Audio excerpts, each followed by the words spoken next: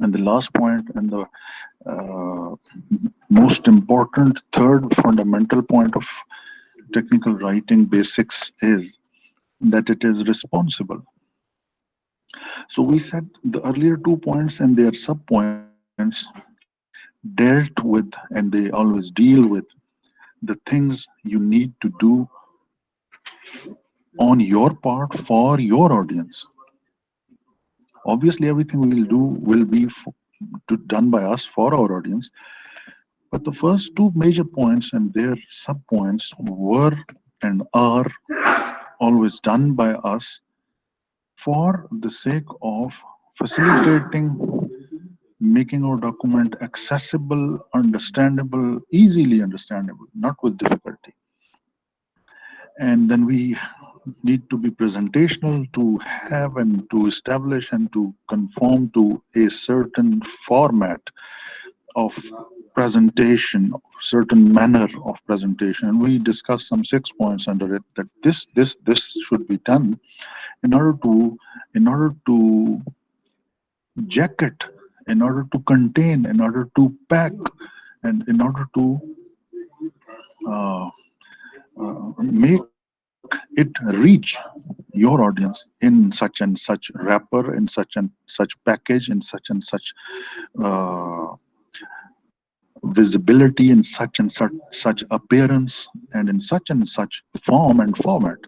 Now, the third point was that it is responsible, and responsibility solely, wholly, entirely rests on the shoulders of the writer of the document. We, all of us, if we are considering ourselves writers. So, the very first point of it was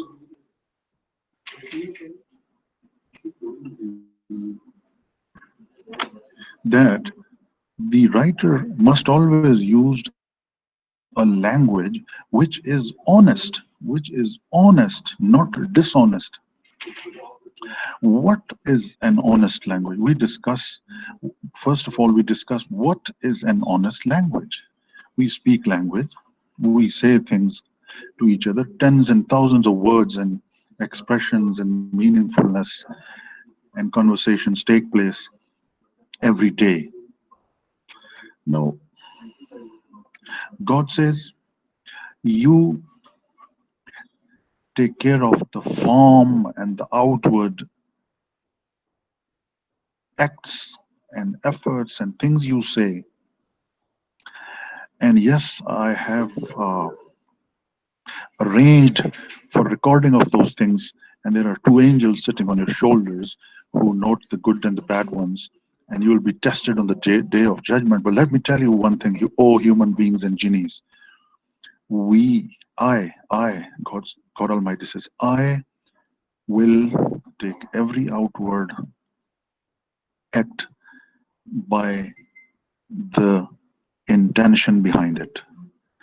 So, my dear students, it is the intention, it is the planning, it is the brooding, it is the contemplation that we do inside our minds, inside our hearts, inside our intentions, upon which the presentation, upon which the outward execution of our acts, and here, if we apply all the things we have said right now upon writing, our writing, all our planning, all our efforts of being audience centered and being presentational go wasted if our intentions, if our manner of planning it from the point of view of responsibility has some lacunas, has some discrepancies in it.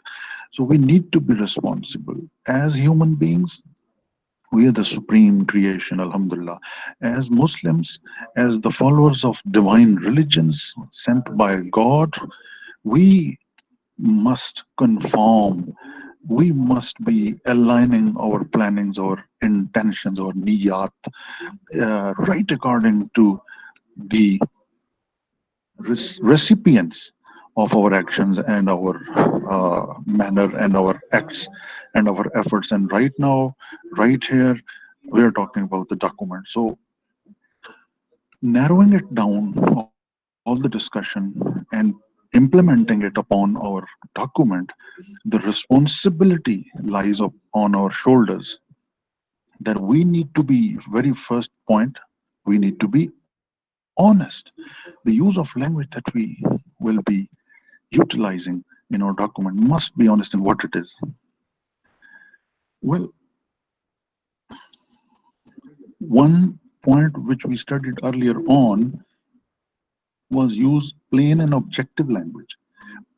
The use of plain and objective language was a bit different. Please do not confuse it with the use of honest language, because in my experience, I have observed and noticed that students often mix them in their quizzes and in their assignments and their in exam questions. Use of plain and objective language meant a bit different. There was a little bit of deviation from the honesty point of view. What was it? It should be simple, to the point, without involving your personal likes, dislikes, without uh, having a tinge of a kind of a blackmailing or prompting your reader to take emotional, unusual, and sentimental decisions on the part of the writer. Let them be equipped with the facts and figures in the unbiased manner, and let them decide on their own. You empower them and let them decide. Now, that was use of plain and objective language. Now, let's come back to our today's topic. What is honest language? You have been using plain and objective language, but it is not necessary that it is also honest. So we have to see whether the language is honest as well.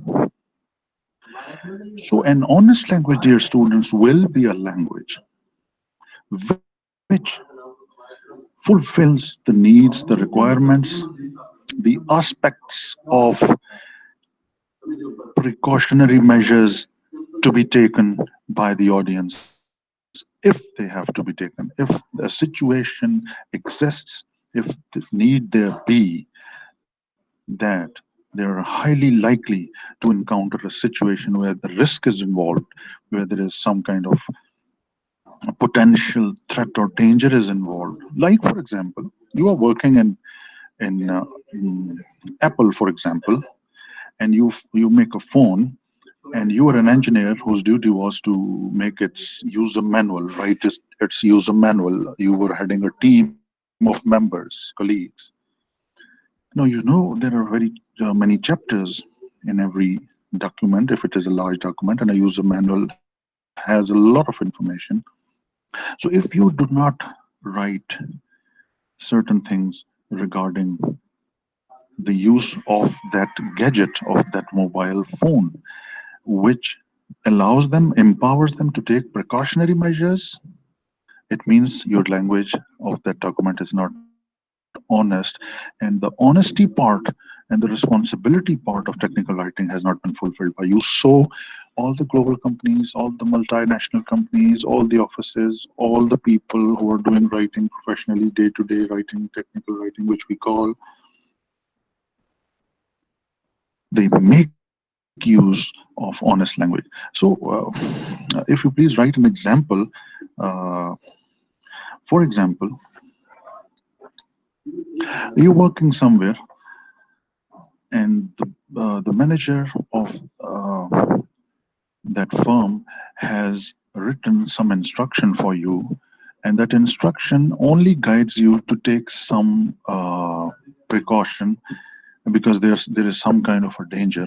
But if you do not mention the details of that danger, if you do not mention the probable, the likely outcomes and aftermaths, the results in the form of some kind of harm inflicted upon you, it means the manager of that firm has not acted honestly in writing that instruction. So we said the purpose of technical writing is basically there are three definite purposes. It informs, it instructs, and it persuades.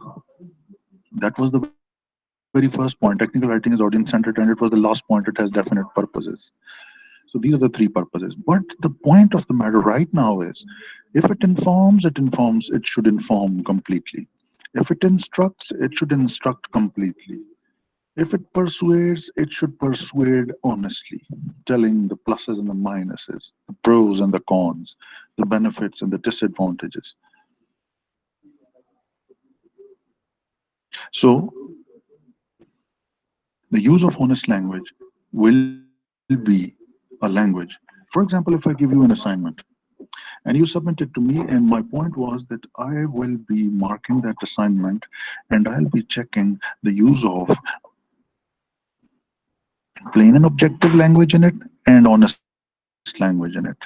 And I give you a hypothetical situation in which there is a need to write things in such a way that there are instructions as well. And those instructions, if read by me afterwards when you submitted the assignment to me, are found to have little or less instructions which can probably allow the reader to avoid some probable harm, I'll say that the language is not honest.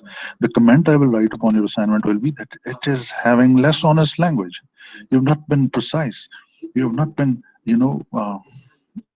coming down to the point from the point of view of honesty. So, honest language is a language where precautions, where threats are involved, inform, write completely about it. What kind of a threat it is, how can you avoid it, and things like that. So this was the first point, which was use honest language. So the next point is, can you see the slide displayed in front of you?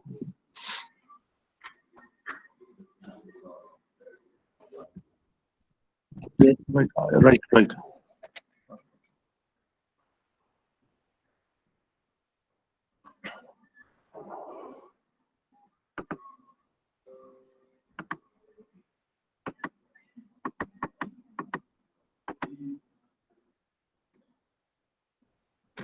The second point is use format honestly. Use your format.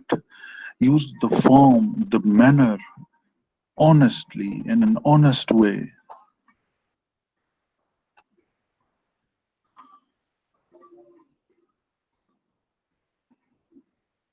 What is it? The font styles, the font sizes, the underlining, the bold facing, the italicizing, the use of various colors, the lines and spacing, the placement of headings. Everything comes into page formatting, and format must also be used honestly the way we use language honestly. Not only that we as technical writers we shoulder a responsibility of using honest language, but we also shoulder the responsibility of using the format honestly, what it is. Say, for example,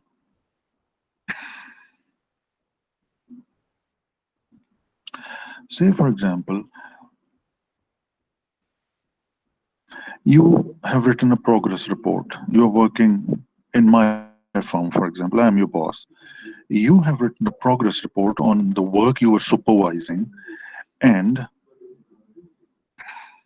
in that progress report of a month, last month, you have mentioned all the tasks assigned to you which you have completed in such a manner that just by uh, setting the sights on the page, the reader gets hold of them and they start appearing very visibly, very prominently, and conspicuously to them, to him. That means me, if I was your boss, and I become very happy. But there are some paragraphs on the next page, or after 2 3 pages, which contain those tasks which were not completed by you. You did mention them, but you have not mentioned them by underlining, by highlighting, by putting headings upon them. For example, on the success stories, you put the headings work completed. And for example, 5 works were completed by you, and you name every work by heading because use of headings is also the very first point of technical writing is audience centered. If you remember, use headings and use chunks. If you remember, it was the sub point of point number one. So you have used those things, use the presentational devices, and where there are some failure stories or there is a lag, or where there is a uh, uh,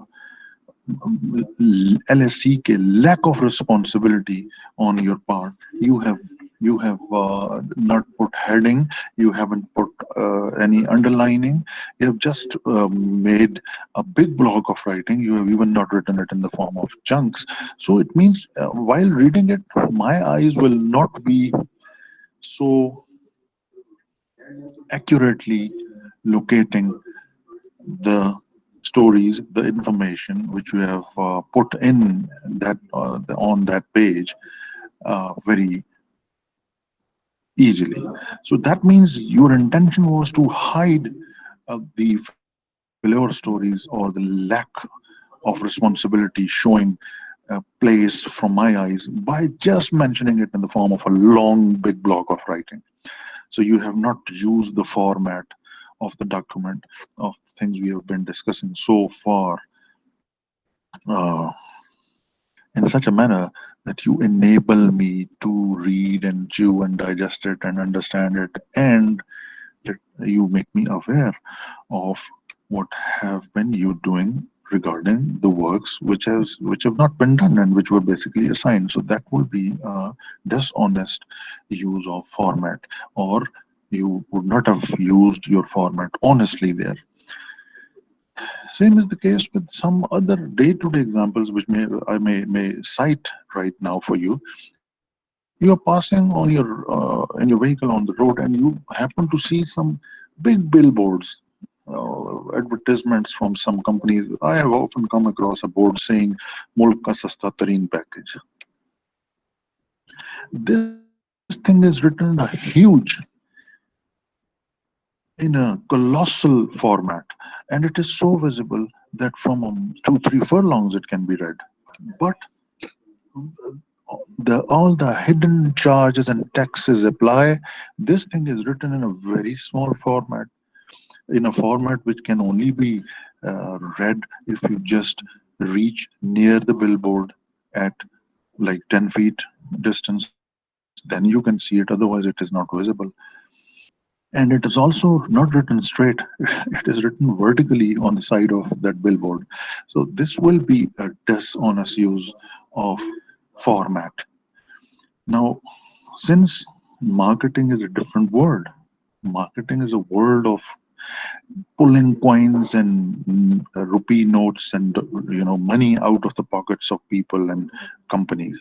So marketing is a different world. It is a world of maybe uh, exploitation. You present things in a very sweet and attractive manner without fulfilling all the responsibilities of being responsible. But the technical writer, as technical writers, you are educated, you are positive, responsible citizens, and it is our responsibility to cater to the needs of telling each and everything clearly to the audience and then let them decide what they want to do. We do not manipulate, we do not exploit, we are straightforward, we are honest. Not only that we use language honestly, but we also tend to, and we must, not and only tend to, we must use the format of our language, the devices of format that I have named earlier on, bold facing and highlighting and italicizing and giving different colors and making headings and making chunks and things like these. So each and everything must be made to reach the audience clearly, simply, so that he or she comes to know the A to Z of the matter. This is how we write. This is how we need to operate when it comes to operating.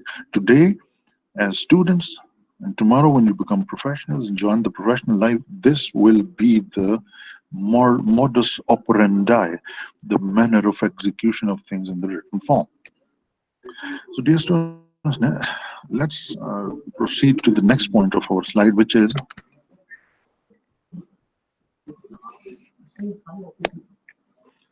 Create helpful visuals. Create helpful visuals.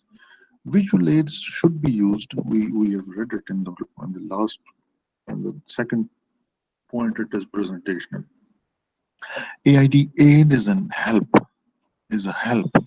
that we render to our audience in the form of some diagram, some chart, some graph, some table, some map, some photograph, anything which augments, which supports, which enhances the understanding of things which are written by us. So the written things are the write up. So the write up, if supported by visual aids, is something very much productive. But if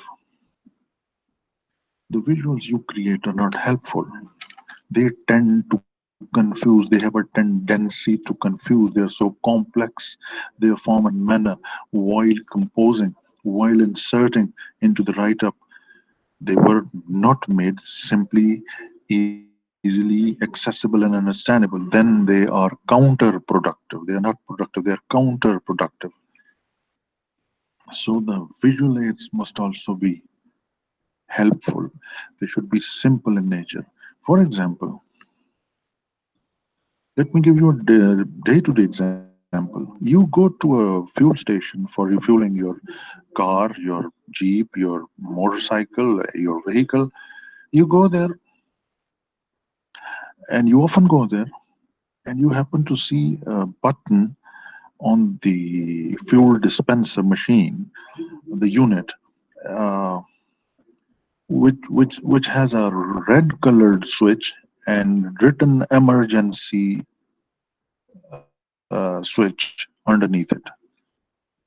So you know, as engineers and the salesmen over there, they also know because they have been trained by the site managers and the company of whose the fuel site is, that in case there is a fire, in case there is a danger, electric circuit problem or anything, please put, push this button, and in this way you can avoid and avert the possibility and the probability of danger or threat or harm. But say, for example, if on that unit this button is not placed and only an instruction is written, in case of fire, run to the main office. And for example, there is a threat and a fire, and the person reads it and he runs to the main office. And in the main office, there is a huge instruction displayed on a chart paper, uh, pasted on the wall, that push the button on the electric switchboard in this room, which is red in color. Now, what do you think? The first thing which was appearing, the instruction was easy to access, or the second one? Obviously, the first one.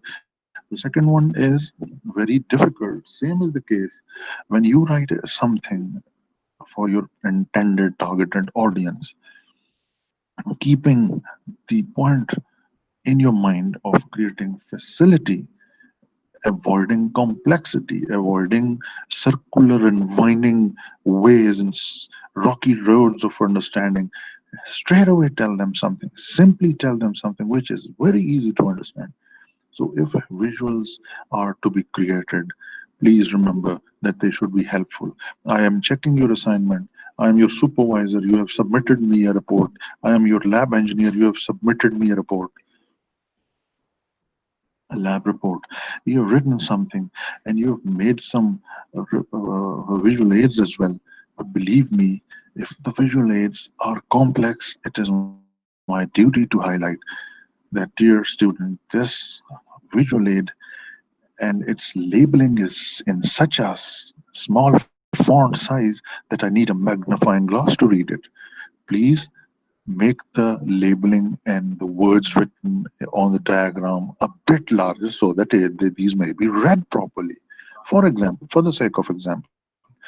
So I mean to say, visual aid must also cater to the needs of the audience from the point of view of augmenting the write-up, not confusing, not creating complexity, and that's it.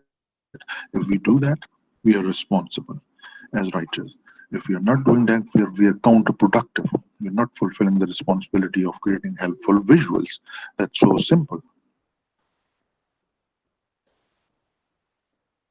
Now, the next point, dear students, is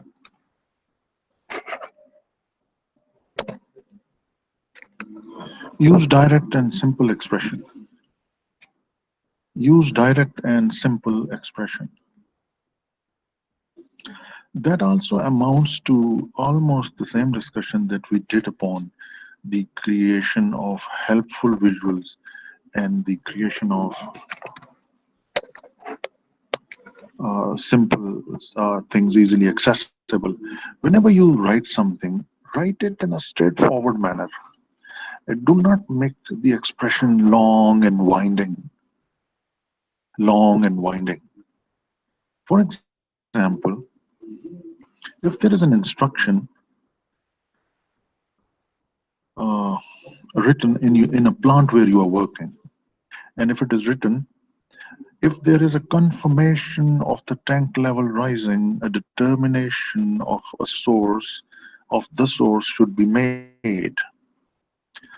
If there is a confirmation of the tank level rising कि tank में वो जिस चीज का भी tank है अगर अगर कंफर्म हो जाए कि उसमें लेवल राइज हो रहा है उस चीज का वो जो भी चीज है let's say it's a toxic material जो जमा होता था वहां पे a determination of a source should be made. तो वो कैसे पैदा हो रहा है क्यों पैदा हो रहा है आगे क्यों नहीं जा रहा वो उभर के गिर क्यों रहा है उसको डिटरमाइन करें उसको मालूम करें अब ये तो मैंने उर्दू पढ़ के आपको आसान किया लेकिन फर्ज करें कि अगर ये यूं लिखा हो determine if the tank level is rising full stop visually check to see if liquid is coming out of the trench तो देखें इसमें ये सेकंड एक्सप्रेशन में थोड़ी सी बात डायरेक्ट टू द पॉइंट या मिसाल के तौर per day to day life में मैं अगर आपको कहूँ सिंपल सी बात है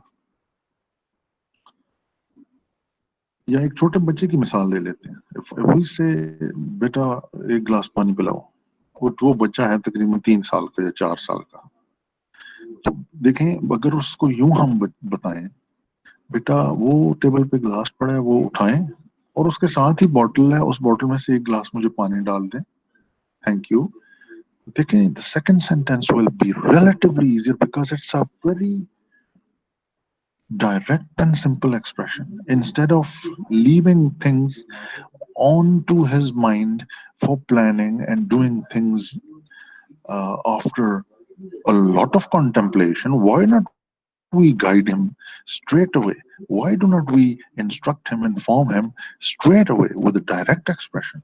So we need to take our audience as a child. We said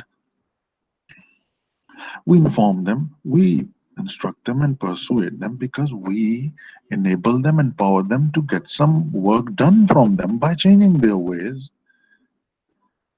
And this is how we move in official correspondence. This is how we do in professional lives. So the expression must also be direct and it should be simple. This point is not too much complex. It's almost like create helpful visuals. Visuals and written things should be helpful, should be straightforward, should be direct, simple, not winding.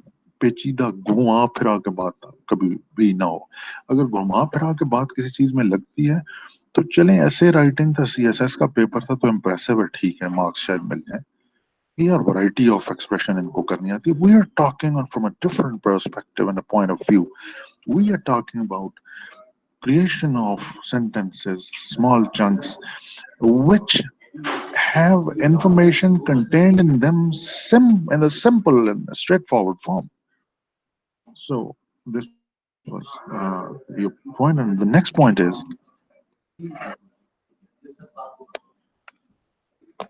credit others. Credit others. Dear students,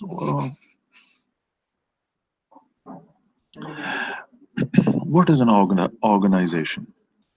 An organization is a setup where various people are working in a hierarchical form. There are some top level managers, there are some middle level managers, there are some bottom level managers.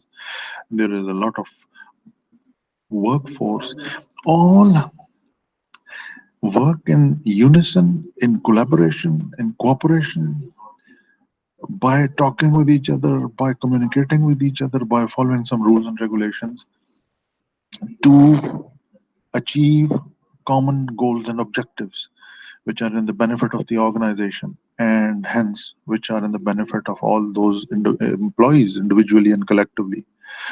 Now, this was an example of an organization because wherever you go, you find organizations. Society itself is an organization. Life itself is an organization. Family is a unit which is an organization. A job place, a workplace is an organization. Why they call it an organization? Because it is organized. They're working on patterns. They're not haphazardly working. They're working on principles. They're following certain things. And I'm using they are. So it's not one man show. It's a teamwork. It's a collaborative efforts, creating synergy. They synergize. They not only energize, they synergize. So in a tug of war, there is a team on the opposite side of the line on the rope, and there is another team on this line side of the line, the rope. And let's take the example of only one team. For example, on this side of the line. So on this side of the line, if 10 people start pulling after the whistle sounds, but they pull in such a manner that one person pulls and nine do not, or if nine persons pull and one person does not. So it means when that one person who did not pull, when he starts pulling, he is energizing. He is he is giving the input of the strength, but not at a time when it is needed. He will energize the rope by pulling, but here we need the pull by 10 people in one and the same direction at one and the same time. So when it is done, it will be said that they are synergizing, adding energies in a same direction at one and the same time creates more energy, and that is the effectiveness. Now, putting this example back in on an organization is where people work together on to achieve collective goals, collective aims, objectives, by synergizing, by collaborating, by cooperating, by talking, by writing to each other, by instructing, by informing, by persuading each other, by facilitating each other. So, dear students, it's not a one-man show. Narrowing this example down to your eighth semester, please. The seventh semester student, I'm talking for you. C section, mathematics students, third semester. You will also be facing it when you become seniors and when you have to write some thesis or report. This is a group form. Five persons have chosen a topic which was chosen from provided to you by your supervisor, your committee of supervisors. You have chosen a topic, you have researched, collected data. On the base of the data, you have started writing, and you know how to be audience centered, you know how to be presentational, you know how to be responsible. But when it was uh, uh, completed, edited, jacketed, binded, printed, and submitted to, for example, I was your senior supervisor of the committee, and if I start studying it, there is an acknowledgement written in the beginning, say, for example, or in the introduction section, or in the background section of the report, there are lines which are highlighting the efforts of three people of the group, and two people, one person has not been mentioned, and his or her efforts have not been highlighted. It means me, I, you. being your supervisor, must highlight it. I must put some mark and say and tell you and give a feedback to you that here you are not crediting others who were your team members, who were synergizing the team efforts, who were collaborating with you. Why you are taking the credit only for you? This is not being honest. This is not being responsible, dear students. So credit other means all those who have played their roles, all those who have played their part, all those who were with you hand in hand, walking side by side, uh, giving their inputs in any form, in any form. John Milton was a British poet, and he became blind at a ripe age. In the middle age, he became blind. He lost his sense of sight. He could not see, and when he could not see, he could not write. So he used to, but he was a poet. He was a ripe person. He is a pillar of literature, a poet laureate in English literature. So he used to dictate things to his daughter, and she used to write it for his father. So he wrote a poem. The name of the poem is On His Blindness. अपने अंधेपन पे, उसके अंधेपन पे तहरीर जो उसमें पढ़ी. And there is a line in that poem. They also serve who only stand and wait. जो सिर्फ रुक के खड़े होकर इंतजार कर रहे हैं किसी चीज का, वो भी एक किस्म की सर्विस कर रहे हैं. रूल किसी को फॉलो कर रहे हैं, वो किसी चीज के इंतजार में, अपने टर्न के इंतजार में है. तो इसकी बड़ी डायमेंशन हो सकती है. मैंने इसलिए कोट किया कि जनाब, even if someone was waiting and standing by you, he or she has played his or her part. Mention the efforts, mention the presence, mention him or her. Give credit to others. ये हमारा इस वक्त discussion का मकसद है. Do not take the credit uh, of a collaborative, of a collective, of effort, of a teamwork only onto you. Distribute it. Mention them to your bosses. In your writing, if it was a collaborative effort, please mention others. It is a responsibility. You must have seen movies, you must have seen dramas, you must have read stories, novels, plays, और उनमें acknowledge किया होता है कि जनाब इस programme में हमें शूटिंग के लिए घर फलां साहब ने अता किया, फलां थाने के हम मशहूर हैं, पुलिस वाला सीन हमने वहां पे किया, एसएचओ साहब को हम मशहूर हैं, डीपीओ साहब को मशहूर. So you mention, you thank, you express your gratitude, you acknowledge the efforts of people who were with you. So always keep this thing and all these things in your mind when you become professional. And education is not only the dissemination of the bookish knowledge. We are first human beings, then we are under the obligation of some divine instruction, and then in the light of all this, we acquire some skill and information and knowledge and degree, and we play our roles and parts in society. So and this is a very good thing that this technical writing offers you, guides you, and tells you the roles you need to play from the point of view of responsibility, to credit others and things like that. So education can never be without imparting ethical codes, moral codes, and responsibility regarding society, responsibility regarding people, responsibility regarding environment, things like that, which are coming in the next point. So let's move on to the next point.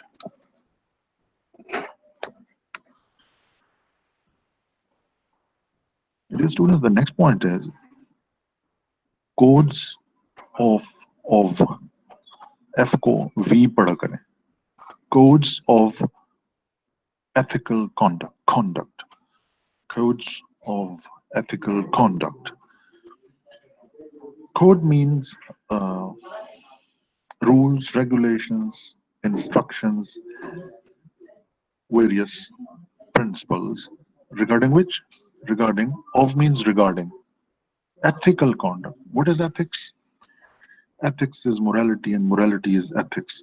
Rules and regulations in the light of common sense, in the light of general betterment of people, of society, of environment, of the world around you. So you need to follow them. There are fundamental responsibilities, there are fundamental honesty responsibilities, there are many things. There are the laws of the land, there is a constitution of the country in which you are operating. Say, for example, you are a Pakistani, but you happen to have a job in Dubai or somewhere in Europe. So, what do you do there? You follow the law of that land, not of Pakistan. Now you're operating in another part of the world. So, you've got to, adhere to the law of the land, the constitution of the country. There is fundamental common sense wise honesty. Then there are health and safety rules and practices. You also need to adhere to them, stick to them, follow them, cling to them, and then many other things.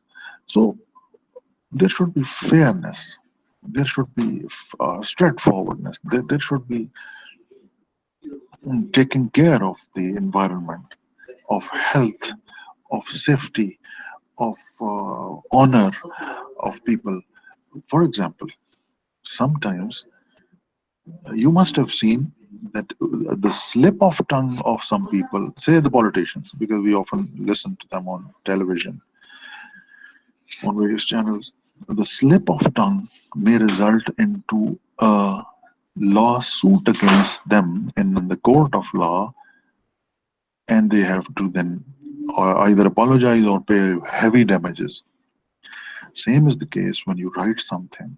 As a technical writer, it is your responsibility to take care, to take into account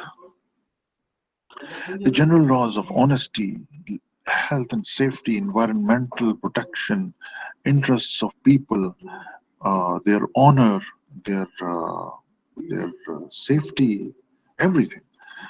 So if you do not do that, the slip of pen may occur. In the example of the politician, there was a slip of tongue. Here, a slip of pen may occur, or a slip of you know expression may occur, and you write something which, if in case is contradictory and in direct contravention with the law of that land, with the environmental policy, with the constitution of the country, against some persons, against some organization's interest, you or your organization, you are the same because you're together, can be sued in the court of law. You have to pay a lot of heavy damages. For example, for example, if you are not tried or sued in the court of law or your organization, still you have a responsibility. We do not do things because someone is watching or because someone is observing or because we are likely to be caught. No, we adhere to rules of justice, of honesty, of integrity, of truth, of following laws of environment, health, and everything, on honoring others, because we should do these things. It is our moral and ethical responsibility. So that's why the last point has been named as codes of ethical conduct. Our conduct must be within the ambit of, within the boundary of ethics and morality. Always follow it, and if you follow it as a technical writer, you will be feeling good. People will, others will feel good about your documents, and uh, this is what is required as a human being. as a sensible, educated person, as a technical writer. So, dear students, this was the last point of the third point, the third fundamental point. Technical writing is responsible. If you follow, and you will have to follow all these rules and regulations in your writing and keep them with you all your life, these will help you to compose an audience centered, a presentational, and a responsible document, and you make you and your document effective and efficient, so that you may be successful. So now I'll give you a 5 minutes break, please, and then we shall start the next chapter. And till then, you may find some previous point which you have found a bit difficult, and if you think that it is a point which needs further discussion, we can discuss it before proceeding to the next chapter. So have a 5 minutes break, please. The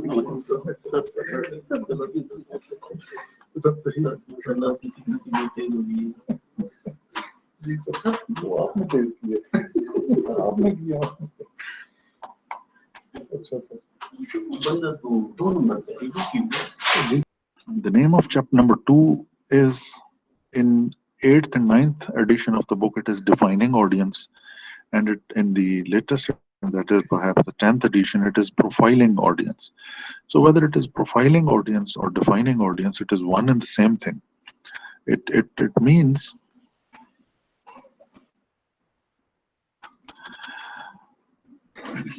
तो एक दफा किसी जगह मैंने I heard a question in some quiz, that what is the purpose of the holy book, the Quran? What is the purpose of the book? Who is the center of attention of the book? The answer was man, human beings, because it is a divine guidance. It has been sent. It is the word of God, and it has been sent down onto us, for us, not to guide the elephants and the zebras and the giraffes, but the audience, the targeted readers is are human beings, is man. So, dear students, once again, let's reiterate, let's re-emphasize that when we speak or when we write, we do not write and speak for ourselves. We speak for some targeted audience. There is an intended audience for whom we write. So, the second chapter is about profiling them, about defining them. Why? Why defining them? Why profiling them? Because our concern is with them. We are not writing for the animals in the savannah. We are not writing for the fishes in the waters and of the oceans. We are writing for some human beings, for some educated people working in an organization together with us or in some other organization. Now, until and unless we know them, until and unless we define them, profile them, who they are, what kind of knowledge do they possess of uh, regarding the thing that I'm writing and composing for them, we will not be audience centered. It's a very simple thing. I forgot to display the slide. Let me display the slide for you. I'm sorry. Just give me a break.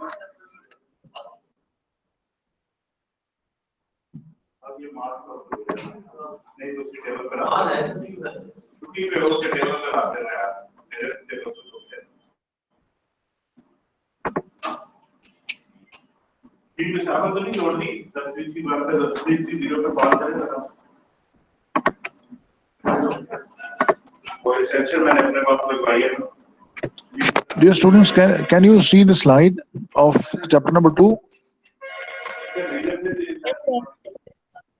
Right. Thank you for responding. So, dear students, these are the slides of chapter number two, which we have just started.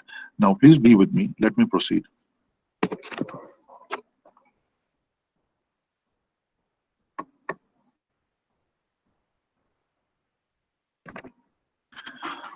So, chapter number two, if described and defined right now, right here, right now by us in a nutshell, in a one-liner, it means it is about analyzing your audience, tajziya karna, analyzing your audience before you write for them. Before you write for them. I have read that in the Battle of Badr, the Prophet went into the battleground along with his companions to have a look at the geography, at the mounds, at the sand, at the situation, at the weather, to decide that we will be encountering an enemy and it is expected that this much number of people will be there and they will be equipped with this weapon. So how should we be planning to encounter them, to battle with them? So they planned, they defined, they profiled them, that there are Utbah, Sheba, and Walid, and this uh, you know, warrior and warlord. And so, how will we counter? Who will be going from our side, and where to place the archers with bows and arrows? Where to place the horsemen? Where to place the stone pelters, and how to grope and regroup, and where to stand, and what to do and when to do. So, I cited this example. Whenever you encounter, whenever you have to do something for someone, do plan, do think, do contemplate, do think, do meditate, have a talk with your own self. Self talking is very important. Self talking means that you are planning, that you are contemplating. And this means that you will fare better and you will deal with that situation that you are encountering and with your audience in a better way. So, how do you do that? You have to ask, you have to indulge into certain questioning with your own self. So, this chapter tells you what to think, how to think, on which lines to think.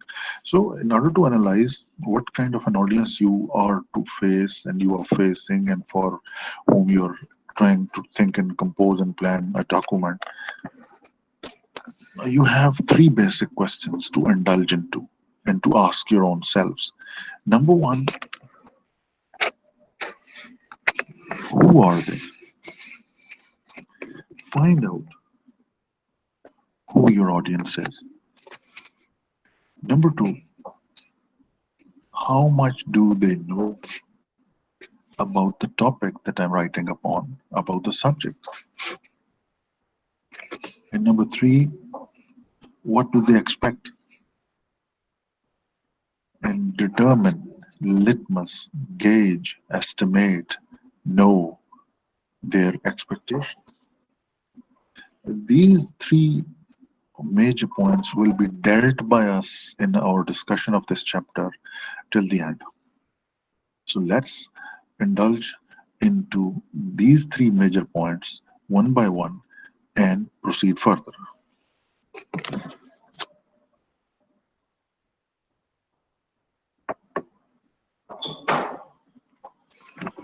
Well, the first point, who are they and how much does your audience know about the topic, about the subject which you are writing upon, which you are discussing upon? Be it a small and one liner, be it a diagram only, be it a full structure of question mark and exclamation mark only. So whatever you do comes in the ambit of technical writing as a technical writer, and you need to know and profile and define your audience. So, knowing their knowledge level and how much do they know about the topic that I'm writing upon is very much essential. There is a star mark that it is a key activity. It is an activity. When you indulge in it, it opens a lot of locks for you of success, of being effective and efficient. And then you will be fulfilling the definition. The technical writing aims to get work done, to change people by changing the way they do things. So this is very much important. And how do you do that? There are two major kinds of audience in which you need to profile them, in which you need to define them. On the basis of their existing knowledge level regarding your subject or topic, you can divide your audience into two major categories. One is expert audience, and the second is lay audience. Expert audience and lay audience.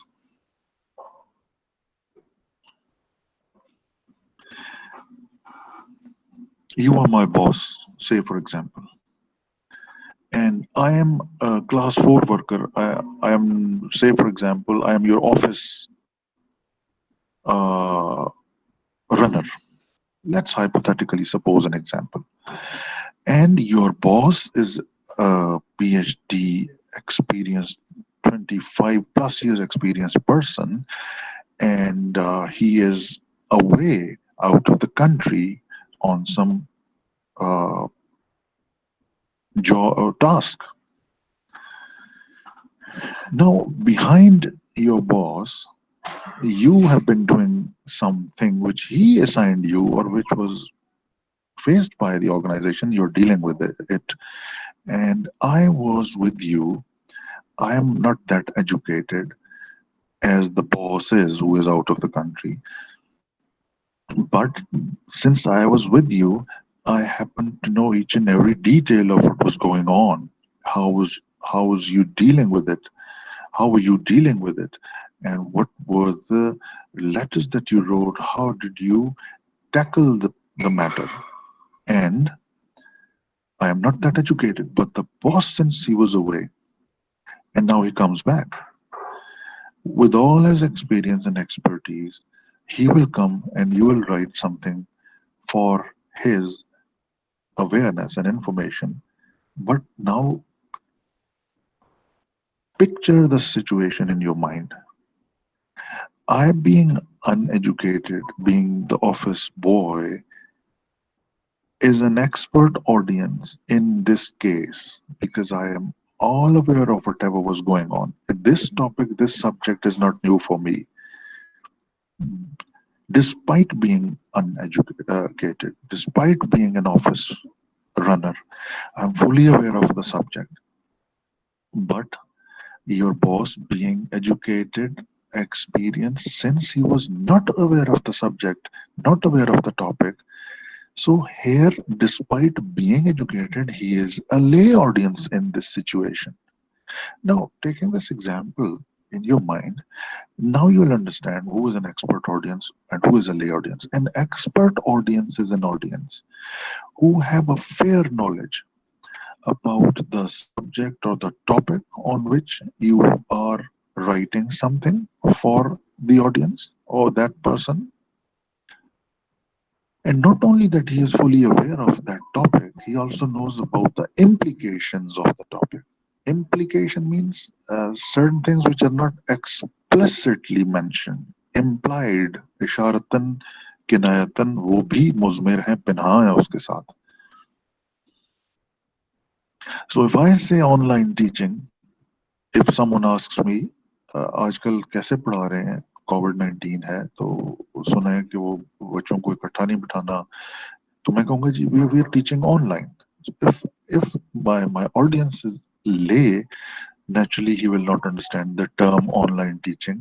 Naturally he will or she will not understand the implications कि वो फिर है तो वो क्या है.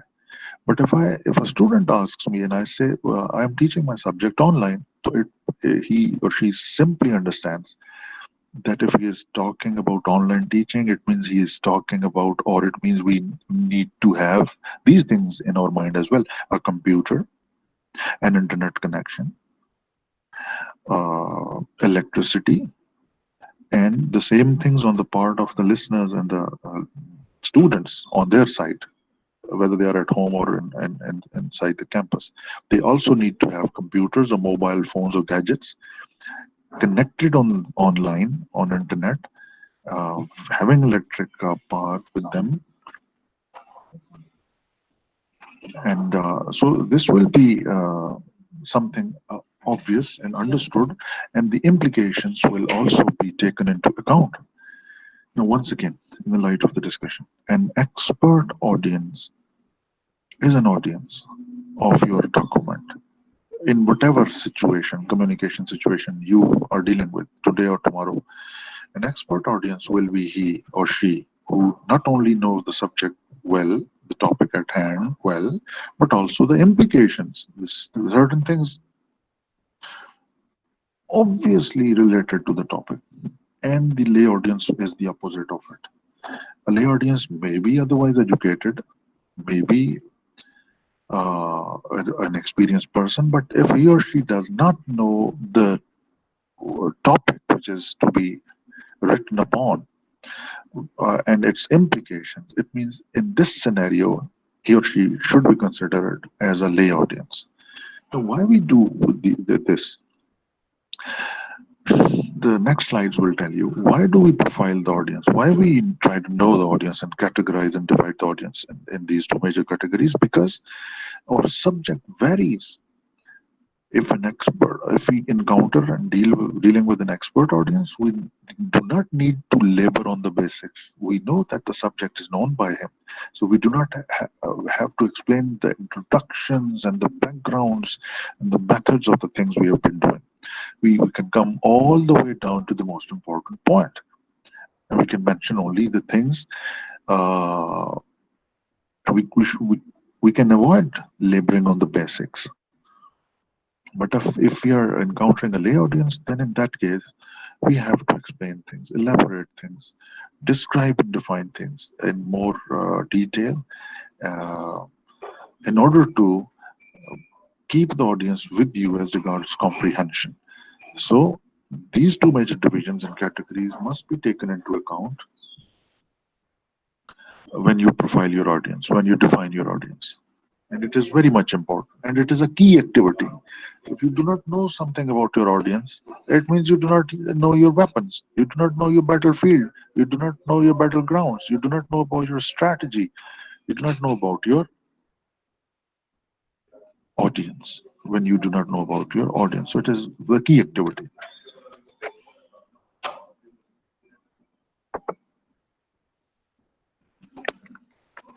Now, when it comes to knowing as to how much your audience knows about the topic, what do? You do the following activities. You ask them before you really start writing. For example, if you're working in an organization, say you're writing a final year project report, and you have not yet started it, you're a group of 5 persons, you go to your supervisor, your teacher, ask them, ask him before you start writing, sit with him. If he is not available, engage him on phone or email. Ask him as to guide you what are his or her requirements. How would he or she like the document to be? What kind of information and from which point of view and aspect should I be writing the document? Please guide me, sir. Take notes. In the light of those notes, you can start writing. If he or she is not available, you can start writing and you can then visit them afterwards. So ask them after you have written something. Sir, ma'am, I have written this thing on that matter. So if you please give me some time, have a look at it and see what are the discrepancies, what are the lacunas, what are the shortcomings in it so that I may upgrade it. What should things should be edited, deleted, which should be added. from the point of view of information, instruction, persuasion. So today, as students, you can do that. But tomorrow, when you become professionals, you can always talk with your boss, your colleagues, your subordinates. If you're writing for someone sitting even in other organization, you can talk. You can always engage them on phone, on email. Say, for example, I always used to write speeches when I was teaching in previous institutions, and the chief guest, which was to come to us, who obviously was a person from the outside, a dignitary of a higher rank, of working in somewhere, sometimes an armed forces personnel, sometimes an educationist, sometimes a politician. We used to write speeches, and the speeches that we were wrote by me or my colleagues or a team, but we were putting ourselves in the shoes of the person for whom we were writing our audience.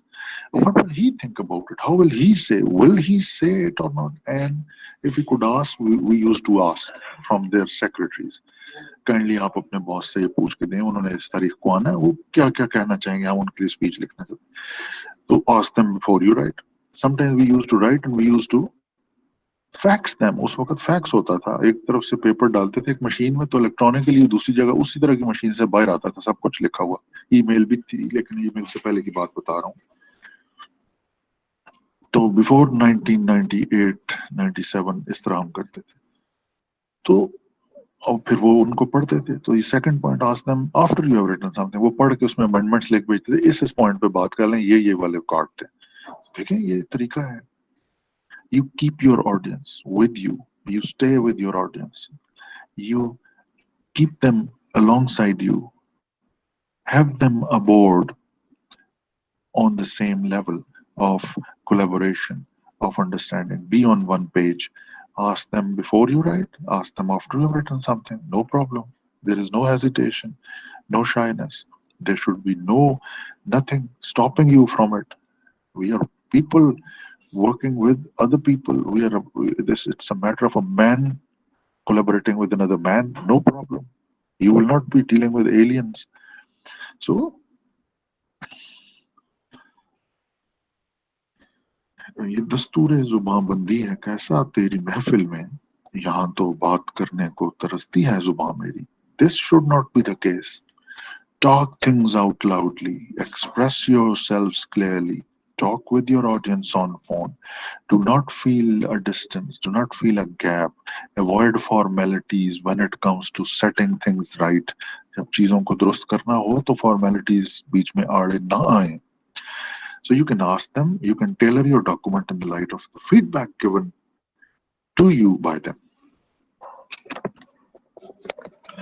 Third point is if the audience is not available, you can always ask someone else. For example, I sit in the office of your supervisor and your supervisor is on leave, you can always ask me if you cannot have him or her on phone. You can ask me, sir आप उनसे राब्ता करके ये बात पूछ लें sir हमने ये लिखा है तो आप हमें बताइए कि ये चीज कैसी है और तो you can always ask someone else who is related with them so as to guide you so that you may have some clue how to set things right. There should be no hesitation, no barrier in communication. Then you can consider the audience's position in order to know uh, that what does your audience know their position, where they are working, what is their role in an organization, in which capacity and portfolio they are discharging their duties. I told you in an organization there is a hierarchy. The upper level managers, the middle level managers, the bottom level managers. So people in the high ups, they expect things coming to them in some form. So adopt that form. And then if you know their position, it means you know their roles. And it means you know their tasks. And a role cannot be played until and unless someone performs some task. So when you perform some task, it means you're performing some role, If you're performing some role, it means you have a certain position in which capacity you are performing that role. So when you take a little bit of note of these factors, you get to have a fair idea of their knowledge level, and it becomes accessible and it becomes estimatable, their existing knowledge level. So this is also a good question as to what is the audience's position in the organization. In which how will they be using my information that I'm about to compose for them? And the last point on this slide is consider prior contacts. If you happen to interact with someone in the past on some matter, and you know that the last time we had an interaction, this thing was liked by my audience, this thing was criticized, he wanted my document to be like that, and he deducted certain things, and he made me include certain points from those points of view. So you get to have an idea. So considering prior contexts is always useful uh, if you cannot immediately interact with your audience directly. This is also one way of getting an idea as to how will this time the document be which I am trying to compose. Because the last time it was such and such, so this time it's the same audience. So how should I be cutting? How should I be tailoring it according to the needs of and the requirements of my audience? And if you have a prior contact to consider it, if not, then the previous points, the upper points should be considered. Ask them if they're available before you write. Ask them after you've written something if they were not available at hand in the first phase, and ask someone else, things like that. Consider their position and consider prior contacts with them.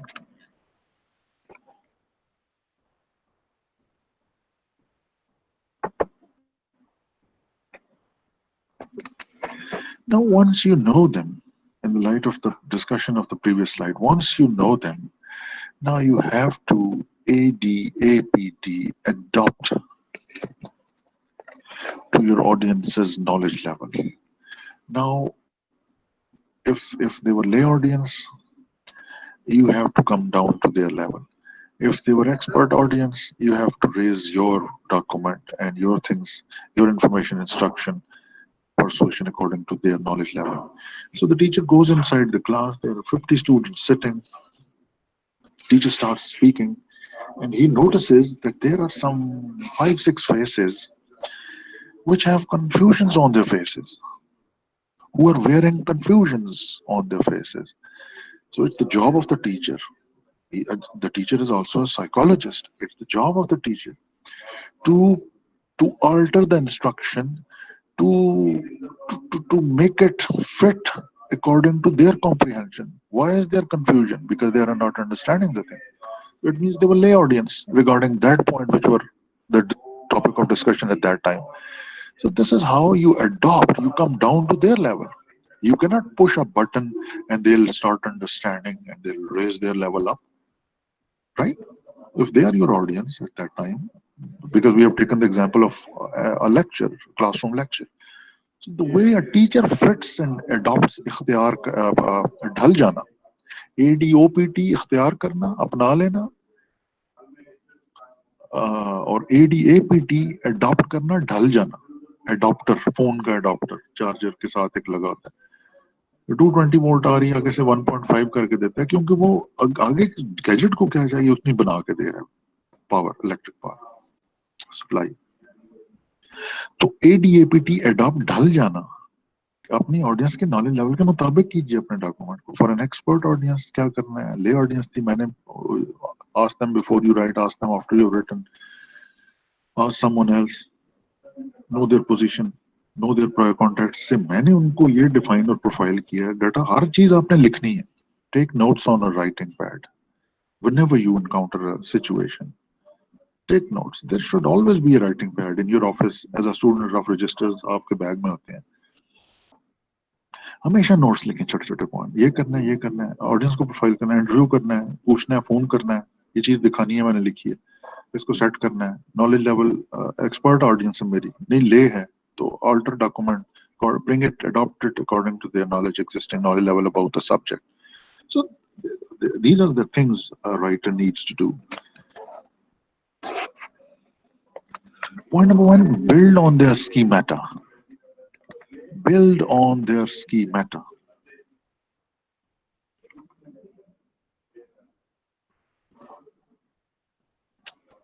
Well, schemata is a scheme of understanding things. It's the knowledge, the experience with which people comprehend, understand, and they encounter things which they encounter in the light of a specific existing knowledge level. So I often say,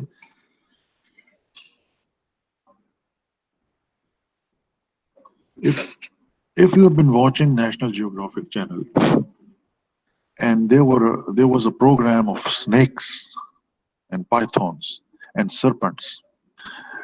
Now, after watching that program, you had to go out. There was a knock, there was a doorbell which was ringing. You went out to open the door, and while going towards your door, if there was a small rope in your way, so it is very highly likely, chances are that you tend to relate that rope with the snake which you have just seen on TV and just left the television set to just open the door because there was a doorbell ringing. So why did you take that piece of rope and related it with the snake? Because in your existing knowledge base and in your very recent existing knowledge base, the thing was a snake. So in the pigeonhole of your memory, there was a snake, and you related the thing you encountered and which also resembled a snake with a snake, and you got frightened, you got startled. Now, taking this example with you, try to understand the schemata. People have worldly knowledge, religious knowledge, traditional knowledge, customs, usages, folkways, mores, values, sense of right and wrong, and a lot of things. Experience of one organization, experience of many people, experience of many documents coming to them. So they've been dealing and doing things in various ways, variously. So they have a scheme working inside them. Whenever something they encounter, and we have to narrow everything, every example down to a document. So when they encounter a written document by an author, by a technical writer, they understand it, they read the headings, they read the lines, they see the presentation, they see the chunks and everything, the format. And when they start reading, they read the words, the sentences, the terms used in it, and they have a specific, their own manner, way of understanding it, and it may vary from person to person. But generally, you can have a fair idea by categorizing the audience into expert or lay. And then there was a point in the previous slide, know the audience's position. So when you know their position, you have a fair idea about their schemata because you are defining them, you are profiling them. Okay, okay, okay. He is top level manager, a very experienced person, a learned person, and he will take the words like this. So I think information should be presented in this way. So it helps you profile your audience and you tailor and you adopt your document right according to the needs of the audience. So schemata means the existing knowledge base. And if in the base, existing knowledge base of the audience, something you think is present, you build upon it. You don't have to labor on the basics. You for example, you need you're explaining, you're writing something for your teacher who is also an engineer or the mathematics students. You are describing the partial differential equation to your teacher or to a person who is also a mathematician. You don't need to define the terms in it time and again, and before explaining you define the term and then you explain it. You know that in the schemata of my listener or my reader, if the things are written, these terms and these jargons and these phrases and these technical terms are already existing. They don't know about them. So you just keep on explaining. But if the audience is lay, and if you think that their existing knowledge base, their schemata is this much, so you build on that. If it is less and the audience is lay and have less existing knowledge about the topic or the subject, you first build the initial. You work, you labor on the basics. But if it is an expert, you don't labor on the basics. So this is how you build on their schemata. For example, one day-to-day example: the Prophet of God, peace be upon him, when he tried to e- establish his credibility on the people of Mecca, he did not have to do a lot of hard work because they knew him already as Sadiq and as Amin. So their scheme of understanding about the personality of the Prophet was that we know him right from his childhood. He is Sadiq and Amin. So he didn't have to labor on them as far as creating his credibility as a messenger, as a person to trust. But when he tried to guide them the monotheism, wahdaniyat, he had to do a lot of work because their existing knowledge, their schemata, their scheme of understanding this concept of monotheism, wahdaniyat was not present. And they said, this is something new for us. Our forefathers have been worshipping a lot of 360, we have heard, were placed in the Kaaba. So, you need to adopt, you need to know the schemata, the existing knowledge base, and you have to build upon their schemata. So, a lot of work needed to be done in order to set the things right. So, same is the case. Now, come down to your technical writing. You know the schemata and you build upon it. If it is less, you build upon it. You have to tell the basics in your document. You have to explain things more, define, describe things more. But if it is already existing, then the audience is expert and has got a good schemata. So you build on that schemata. You don't have to labor on the basics. You have to go straight away to the topic. You can use technical terms and jargons and difficult words if you think that they already exist in the schemata of my audience. So the next 2 points have kind of already been explained by us, that for a more knowledgeable audience, यानी कि expert audience, you don't have to labor on the basics. For a less knowledgeable audience, I mean lay audience, people with less existing knowledge level about the subject of the topic, having less schemata, you have to adopt and you have to labor on the basics. You don't use difficult terms and jargons. You describe things, introduce things, set a background, a context, and then you proceed further. So the bottom line of our discussion is know thy audience, the first commandment of technical writing. Know your audience. And then when you know them, now you bring a beautiful piece of cloth, a very expensive piece of cloth to your tailor. Meet them, meet him, and you just give that piece of cloth to him and say, stitch it for me and make it a fine suit of shalwar kameez or a pant and coat for me. He will not be able to do so because he does not know his audience. If you are new, he has to take your measurements. He has to profile your measurements, define your measurements, and then and only then will he be able to cut it according to the requirements of your body measurements.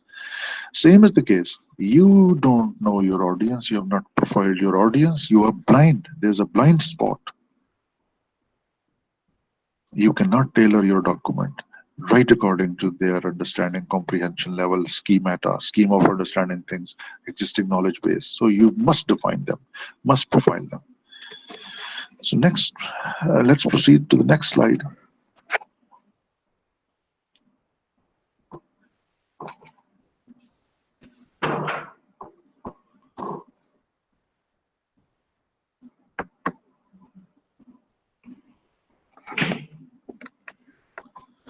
You also got to know the role of your audience in a specific situation. I mean, the way in a drama, in a movie, there is a script, there is a story, and on that written script or story, there are actors who play the roles, and they administer the dialogues, and they work upon it, and they act upon the script, and by acting upon the script, they perform well. Same is the case here. In our case, as a technical writer, we write some document for our intended audience. Why? We need to equip them with information, instruction, and persuasion so that they can perform some uh, work. Once again, the definition, it needs to be related right here.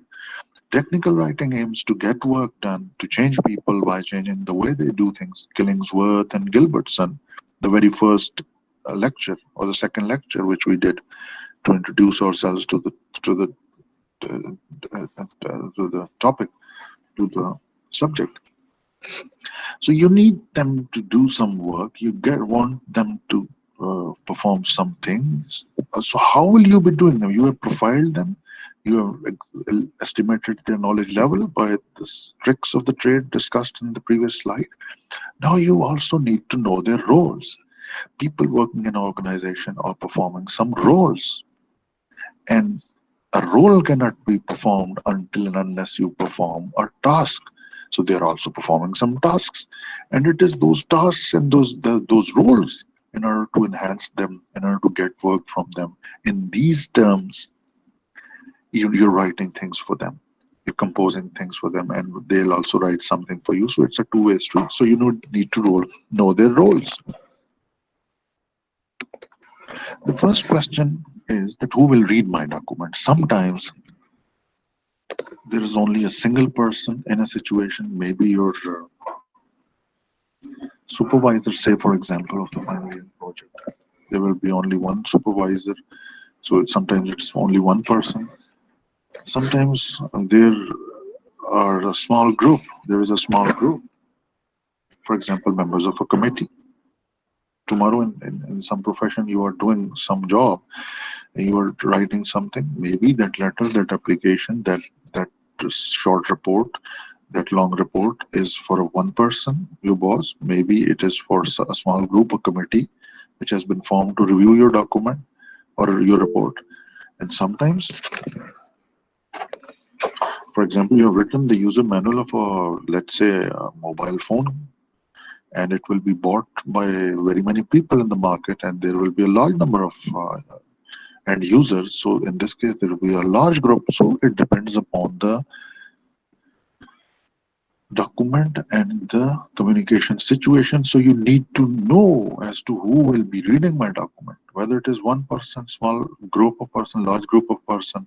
So, and what is their role? How will they be requiring my document? Which role will they be playing? So in the case of a supervisor, you need to convince him that your research paper, your thesis, your report, your project report is good. In the form of user manual, you need to facilitate people in order to know them, help them how to operate that gadget. So the role matters as to which role will be performed by my audience upon my document that I'm writing. So this is a very good question that you must indulge in always, always. Then there are two other kinds of audiences: primary audience and secondary audience. Primary audience is an audience who is actually addressed in the document, who is actually addressed in the document. And secondary audience is the audience which is not actually addressed. You are not writing the document directly to them, you're but they will also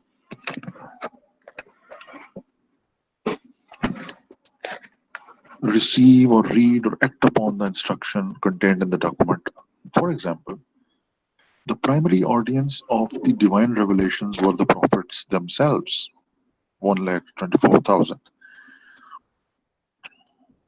And the secondary audience who were not addressed directly, the revelation came directly upon the prophet, but the subjects, the people for whom the revelation came, the instruction came were the secondary audience.